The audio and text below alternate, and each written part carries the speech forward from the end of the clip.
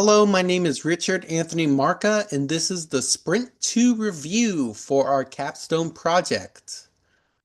We will take a look at the JIRA for the sprint that we just completed and with some chart summaries. So I will show you the chart summaries first. So because of how JIRA is, it's going to look funky because we had to edit things kind of on the fly. We're going to be working on having that happen less. But as you can see, we definitely have made progress in most of our things. And this time, all work was completed. And I will show you on Jira itself. And here is everything for our Sprint 2. As you can see, everything has been completed. And if I go to the reports, this will be start with the burn up report.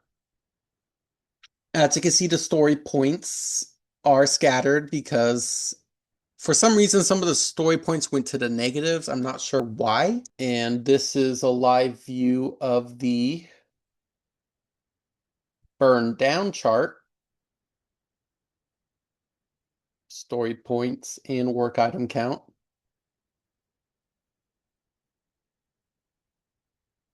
And if I go back, you can see in the backlog, this is all the things for Sprint 2. We even have a good start on Sprint 3.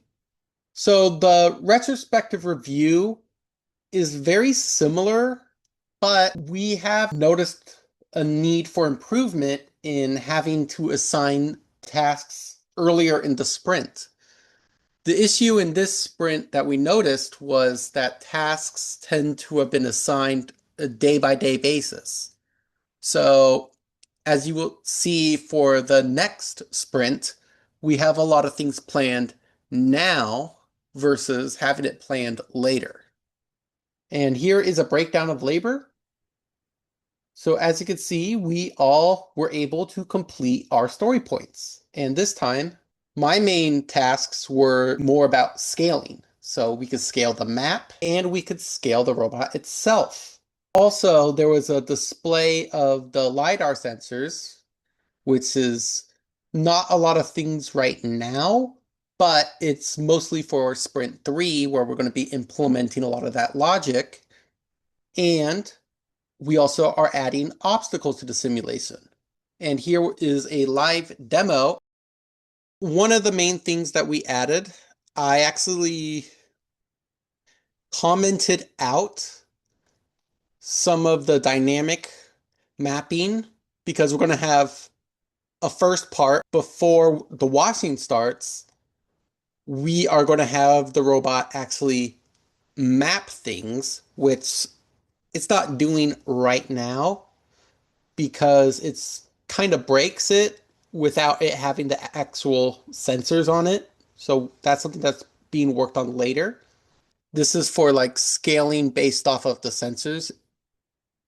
And this is to actually scale the Pumbaa. So this is for the scaling objects to make sure that when things are scaled, it doesn't break anything. This is to scale the obstacles because the obstacles also need to be scaled. This is for the collision with the obstacles, which is very similar to the boundaries. This is for so the scaling could be autodynamic as well.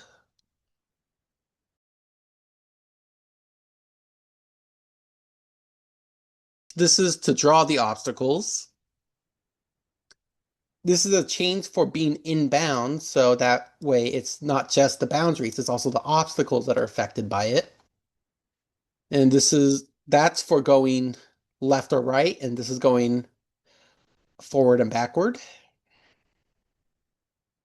And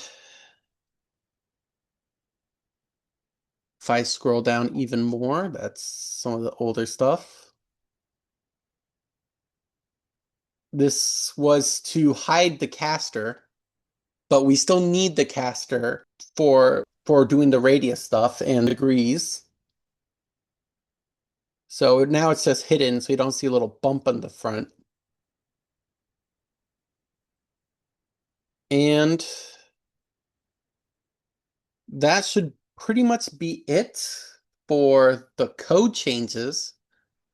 But this is good.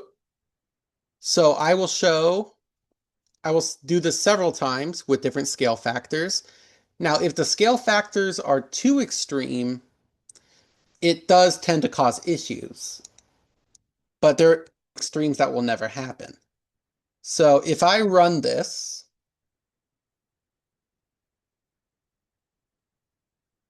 this is two obstacles, also showing that obstacles could be different shapes. Doesn't have to just be a polygon, it could also be a circle, so it doesn't have to be a square or a rectangle. And as you can see, it cannot pass through those, just like it can't pass through these. And I will show the caster in the next view. You're going to see these 5 lines on top. That's supposed to represent the LiDAR sensors. So if I exit this, and let's make the scale factor 5. So it's 5 times bigger. Now, if we do this, there's a little pixel missing here. I'm not sure why, but we're not ever going to make this bigger. But this is to kind of show the workings of the Roomba, where this is the washer. These are the 2 back wheels, the hidden caster. As you can see, there used to be a little circle bump here, and it's no longer there. And a more detailed view of the LiDAR sensors. And now for the main type of scaling is going to be 0.2. Oops. I believe this is the smallest it goes without causing issues. Well, what's it called? The obstacles are kind of, that needs to be fixed in the next round, but they do still prevent movement.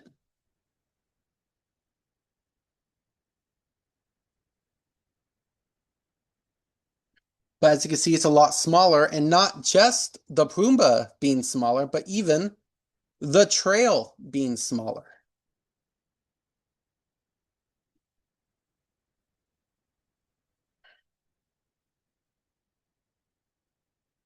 And being able to change the size of the scaling without destroying the original shapes was actually a lot harder than I thought it would be.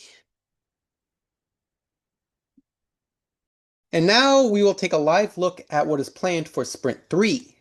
This time we have a lot more tasks pre-planned. So I already have 3 pre-planned tasks, which is integrate object placement, which is to create obstacles in real time.